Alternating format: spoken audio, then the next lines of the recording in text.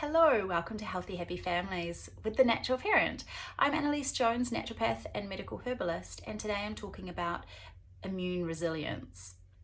Immune resilience is making sure that our immune system is in a really good position should it come into contact or be exposed to a microorganism, an infectious microorganism.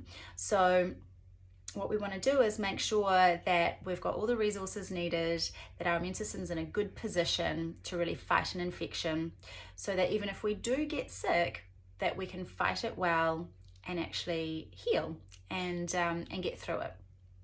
This information is for adults, also for children and babies. What we know is that children and babies, there are certain things that we can do to support them with their immune system. Really little ones, obviously, a big thing is breastfeeding. So we know that they'll be getting immunoglobulins and support for their immune system health via mum's milk. If we're not breastfeeding, then we can be giving them perhaps some probiotics, and there are some things that we can actually give them directly as well. And I'll go into that in a bit more detail in a moment. This idea of having a resilient immune system, I guess, really comes from the concept around terrain and germ theory. So there's a famous sort of saying that says, the germ is nothing, terrain is everything. And the idea behind that, or the meaning behind that, really is that if our terrain, if our immune system is in really good nick, if it's really resilient, then it doesn't matter what the germ is, that we'll be in much better position. Obviously, it's much more nuanced than that, and that's a really simplistic way of putting things. But it is interesting. I think up until reasonably recently, that has not really been how we've thought about things. And even though that saying comes from Louis Pasteur, which is, obviously he was the father of pasteurization, and famously his whole career really backed and promoted germ theory, and then apparently recanted that on his deathbed. It's obviously an old concept, but it's only just much more recently that we're starting to really see a change, even in mainstream medicine. Understanding that the immune system and how healthy and resilient the immune system is makes a really big difference as to how sick we get when we're exposed to certain infectious microorganisms.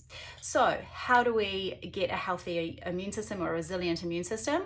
There are certain things we can do and take, but just before I talk about that, I did want to talk about exposure, and obviously trying to prevent that first. That would be really remiss not to say that the best thing obviously is complete prevention, where we are not being exposed to the infectious microorganism in the first place. And so that's about making sure that you're doing the hand washing, that you are, perhaps avoiding really crowded spaces when there's an outbreak of something, that you are coughing appropriately into tissues that you can throw away, or into your teaching kids especially to cough into their elbows and not into their hands, that you're teaching kids about, washing their hands before they eat, and all of these things. So there's lots of ways to prevent exposure as much as we possibly can. The other thing obviously is to make sure that that you're using things like hand sanitizer. Now, usually I wouldn't actually recommend hand sanitizer, but in these sort of situations where there is an outbreak of something infectious, and particularly if you're in a public space, or if you're traveling on planes and in airports and hotels and things like that, that is the time when I think it's appropriate to be using hand sanitizer. Outside of that, it's probably quite a different story. So yes, exposure is important, reducing exposure as much as possible. Now, if we're going to build our immune system, which I do highly recommend that you do, there are some dietary things we want to think about. We want to make sure that we're having all the normal healthy things, but even more so lots of good vegetables, particularly things like onions and garlics and the allium family. There are some beta glucans in there, which are really helpful, being to do with supporting our body to fight viruses.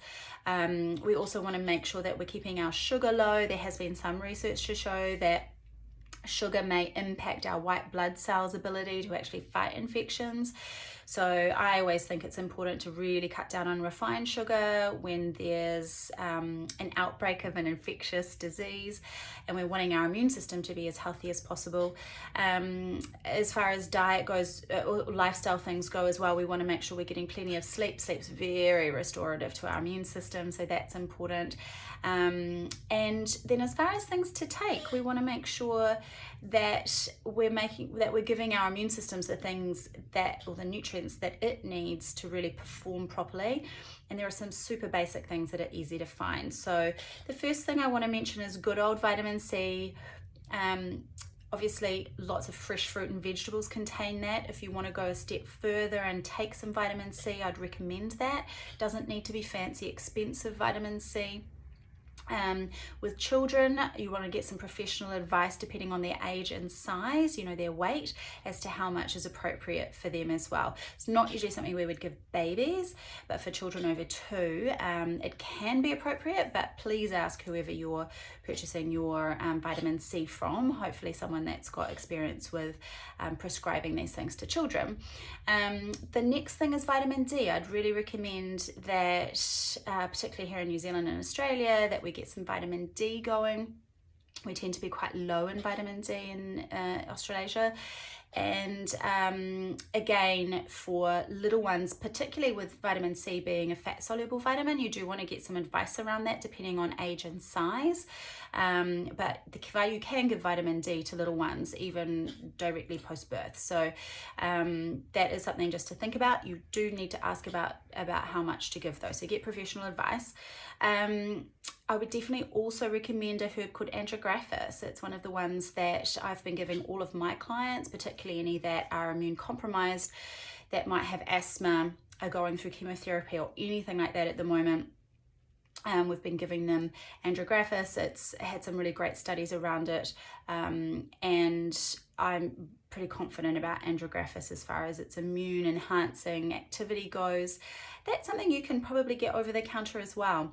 You might want to just ring your local herbalist and have a chat with them, but I'd really recommend andrographis. The last thing I'd say is zinc. So zinc's one of those things that we're also pretty low in New Zealand and Australia, and a little tricky to get from foods. Nuts and seeds do contain quite a bit. There's some in red meat as well. Oysters are the highest source of zinc, so if you want to get yourself some oysters, all power to you, but you might want to take it in a supplement form. And if you do, I would also get some advice around giving it to children, but it is something you can give kids. And you want to make sure that when you do take zinc that you're taking, you take a look for adults at least, that you're taking that top dose. Always take it with food or you'll feel a bit nauseous.